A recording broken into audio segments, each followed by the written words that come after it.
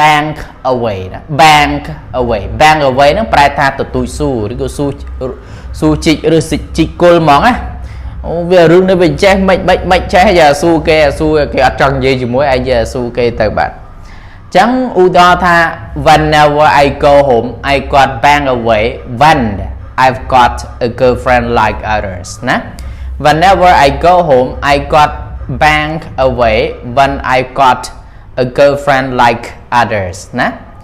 ប្រែថាម៉េចឲ្យតែតលេងផ្ទះម្ដងហ្នឹងខ្ញុំគេសួរខ្ញុំណាគេសួរខ្ញុំថាគេទទូចសួរខ្ញុំថាតើពេលណាខ្ញុំមាន girlfriend ដូចគេណាបាទបងប្អូនសំណួរអ្នកភូមិហ្មងបងប្អូនតលេងស្រុកផ្ទះកំណើតអីហ្នឹងឲ្យទៅដល់គេអូខេសួស្តីបងប្អូនប្រិយមិត្តអ្នករៀននៅភាសាអង់គ្លេសបាទក្នុងថ្ងៃនេះខ្ញុំយក clear កិរិយាសព្ទបងប្អូនបាទឥឡូវនេះដាក់កិរិយាសព្ទមិនមែនករិយាសព្ទទេបងប្អូនបាទបងប្អូនសរសេរប្រពេញបន្ថែមផងណាបាទអញ្ចឹង clear កិរិយាសព្ទក្នុងភាសាអង់គ្លេសបាទដោយពាក្យ bank away គឺយើងប្រែថាទទូចស៊ូឆ្លេចស៊ូគេអីមួយប្រើពាក្យ bank away ហើយបាទមួយទៀតគឺពាក្យ back out បើយើងបកមួយ back ប្រែថាត្រឡប់ក្រោយណាបងប្អូន out ប្រែចេញ off នៃអញ្ចឹង back out យើងប្រែថាដកខ្លួនចេញពីអីមួយអញ្ចឹងទៅដកខ្លួនចេញពីពិភពគុណអញ្ចឹងទៅណា babble on គឺនិយាយបបាច់បបោចណានិយាយមានខ្លឹមសារចូលចិត្តនិយាយបបាច់បបោចអញ្ចឹងប្រើពាក្យ babble on បាទអូខេតោះបងប្អូនចូលមកខ្លឹមសារតែម្ដងបាទអញ្ចឹង clear ទី1ពាក្យទី1គឺយើងរៀនពាក្យ babble on ណា babble on ពាក្យនេះយើងអាន babble on ហ្នឹងគឺយើងប្រែថានិយាយបបាច់បបោចណានិយាយអត់មានខ្លឹមសារចូលចិត្តនិយាយបបាច់បបោចនិយាយសម្ដីឥតប្រយោជន៍ណាប្រើពាក្យ babble on បាទឧទាហរណ៍ថា Dara's girlfriend does not like Bora because he babbles on too much ណា Dara's girlfriend does not like Bora because he babbles on too much មានន័យថាម៉េចបងប្អូនបាទសង្សាររបស់តារាណា Dara's girlfriend ប្រែថាសង្សាររបស់តារាហ្នឹងគឺ does not like មិនចូលចិត្តណា Bora មិនចូលចិត្ត Bora ទេ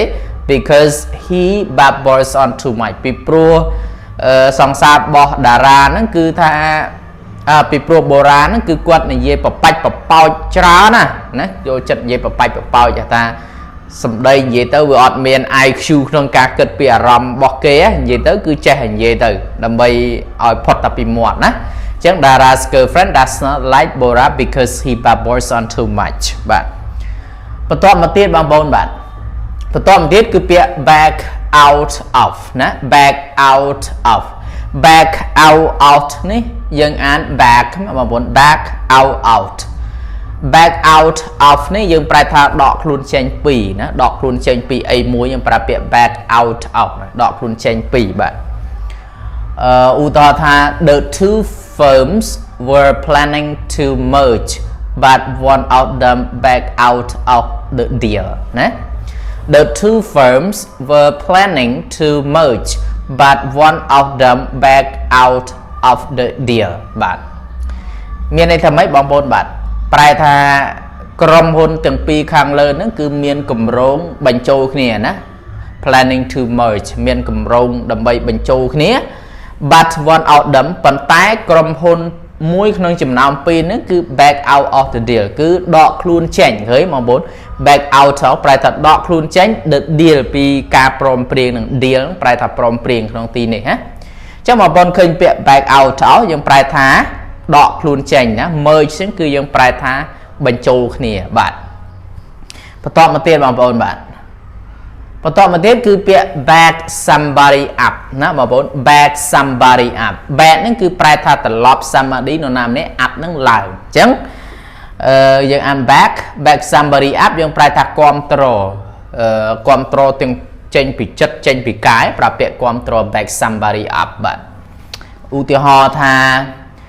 the headmaster never backed his staff up. If parents complained about a teacher, he assumed that the teacher was in wrong. Nah? The headmaster never backed his staff up. if parents complained about a teacher he assumed that the teacher was in the wrong ណាមានថានាយកសាលាពាក្យ headmaster ប្រែថានាយកសាលាអត់ដែលចេះគ្រប់គ្រងនៅបុគ្គលិករបស់ខ្លួនទេណា never back his staff up អត់ដែលគ្រប់គ្រងបុគ្គលិករបស់ខ្លួនទេ if parents complained about teacher ប្រសិនបើគ្រូប្រសិនបើប៉ាម៉ាក់របស់សិស្សនឹងឯងតវ៉ាដឹងតវ៉ាអំពីគ្រូអីមួយនោះ he assumed that គាត់នឹងតែងតែគិតថា the teacher was in the wrong គ្រូនឹងគឺត្រូវខុសណាអញ្ចឹងជាមេគេជាអ្នកគ្រប់គ្រងគេគឺមុននឹងគិតពិចារណាដាក់សម្ពាធទៅលើនរណាម្នាក់ឬក៏ដាក់វិន័យទៅលើនរណាម្នាក់គឺវាចាក់នៅអគតិគេតែឆន្ទាគតិលំអៀងព្រោះស្រឡាញ់ទោសាគតិលំអៀងព្រោះស្អប់មោហាគតិលំអៀងព្រោះអត់បានដឹងច្បាស់អំពីរឿងណាហើយនឹងភិយាគតិលំអៀងព្រោះភ័យខ្លាចអូគេមានឋានៈខ្ពស់ជាងគេមានខ្សែមានបពុយើងអត់មានណាអញ្ចឹងក៏ឲ្យអ្នកដែល headmaster នៅនាយកសាលាឬក៏អ្នកគ្រប់គ្រងគេគឺត្រូវវាចាក់អគតិបានយើងអាចគ្រប់គ្រងបុគ្គលិកឬក៏អ្នកនៅក្រោមអាវ៉ាត់របស់យើងនឹងបានល្អបាទអូខេបន្តមកទៀតគឺពាក្យ bank away ណា bank away ហ្នឹងប្រែថាទទូចស៊ូឬក៏ស៊ូជីកឬជីកគុលហ្មងណាអូវារឿងនេះវាចេះមិនចេះយ៉ាស៊ូគេអត់ចង់និយាយជាមួយឯងយ៉ាស៊ូគេទៅបាទចឹងឧទាហរណ៍ថា whenever I go home I got bang away when I've got a girlfriend like others ណា whenever I go home I got bang away when I got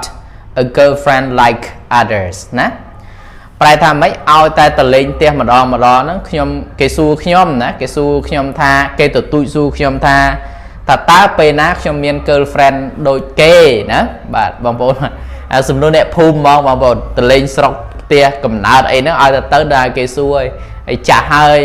ណាអាយុប៉ុណ្ណេះហើយចាស់ហើយកុំនៅយូរពេកអាយុប៉ុណ្ណឹងហើយការបានគិតគូគ្រួសារគេអាហ្នឹងគឺសំណួរអ្នកភូមិអញ្ចឹងនៅពេលណាដែលឲ្យតែនៅពេលខ្ញុំទៅផ្ទះខ្ញុំគេទទូចសួរថាតើពេលណាមានសង្សារដូចគេបាទបន្តមកទៀតបងប្អូន be down in the dumps ណាបងប្អូន be down in the dumps យើងអាន be down in the dumps ណាយើងប្រែថាព្រួយល្អិតល្អហើយឬក៏អស់កម្លាំងចិត្តណាវាព្រួយអារម្មណ៍វាអត់ស្ងប់វាចេះតែព្រួយចុះព្រួយឡើងគិតខ្វល់ខ្វាយប្រើ be down in the dumps ណាបងប្អូនបាទឧទាហរណ៍ថា I am down in the dumps for my future every day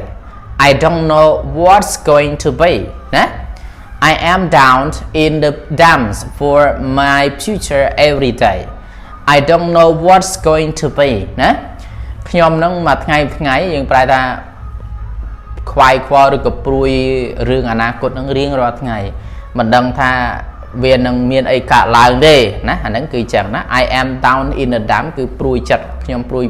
ចិត្តរឿងអនាគតរបស់ខ្ញុំរៀងរាល់ថ្ងៃមិនដឹងថានឹងមានអ្វីត្រូវកើតឡើងទេបាទបន្តមួយទៀតបងប្អូនពាក្យមួយទៀតគឺពាក្យ boiled over ពាក្យហ្នឹងគឺវាអត់បកប្រែឲ្យវែងឆ្ងាយទេ boil ហ្នឹងប្រែថាពុះ over ហ្នឹងលើយើងប្រែថាហៀណាអញ្ចឹង boiled over យើងប្រែថាពុះហៀដូចទឹកយើងកំសៀយើងដាក់លើ